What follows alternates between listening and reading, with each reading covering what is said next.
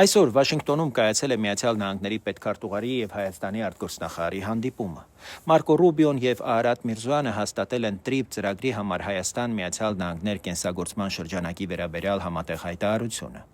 Սա աննախադեպ փորձ է վերաձևել Հայաստանի դերը տարածաշրջանում, փակ սահմաններով երկրից դարձնելով անցուղի, հանգույց, կայուն եկամուտ ստեղծող համակարգ։ TRIP-ով ըստ էության Հայաստանը ստանում է 3 խոշոր արդյունք։ Առաջինը ներդրումներ ու աշխատատեղեր, ճանապարհների, երկաթուղու, էներգետիկ եւ թվային ենթակառուցվածքների զարգացման միջոցով, երկրորդը նոր շուկաներ ու արտահանման ուղիներ Հայաստանը կապելով տրանսկասպյան երթուղուն։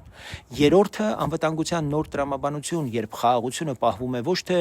դատարկ հայտարարություններով, այլ շահերով ու փոխադարձ կախվածություններով։ Փաստաթուղթը հստակ ամրագրում է. սահմանային ու մաքսային վերահսկողությունը, մաքսատուրքերի գանձումը եւ օրենքի կիրառումը Հայաստանի լիարժեք իրավազորության ներքո են։ Կան իհարկե մի քանի պարզ հարցեր, որոնք պետք է ստանան նույնքան պարզ հրապարակային պատասխաններ։ Ինչպես է երաշխավորվելու, որ այս նախագծի կառավարման մոդելում որևէ որոշում չշրջանցի Հայաստանի վերահսկողությունը։ Ինչու են ընտրվել այսքան երկար ժամկետներ։ Ինչ հստակ գործարկվող պաշտպանական մեխանիզմներ ունի Հայաստանը իր շահերը պաշտպանելու, ամուր կերպով առաջ մղելու համար։ Ով եւ ինչ բաց չափանիշներով է ընտրելու այսպես կոչված front office օպերատորներին, որպեսզի դա չդառնա կոռուպցիոն ռիսկերի եւ փակ պայմանավորվածությունների սխեմաների եւ ինչպես են բացառվելու կողմնակի վճարներն ու միջնորդավճարները,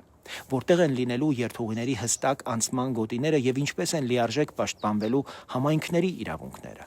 որն է տվյալների անվտանգության խախտում չթույլատրող կարմիր գիծը եւ վերջապես վեճերը որ իրավական դաշտում են լուծվելու ու որն է Հայաստանի հստակ գործարկվող կասեցման իրավունքը, եթե գործընթացը շեղվի կամ փորձ արվի ծրագիրը վերածել քաղաքական պարտադրանքի ճնշման լծակի։ Այս պատասխանները պետք է լինեն հրապարակային, չափելի եւ պարտադիր, որպեսզի TRIP-ը դառնա Հայաստանի երկարաժամկետ զարգացման ամուր հենասյունը։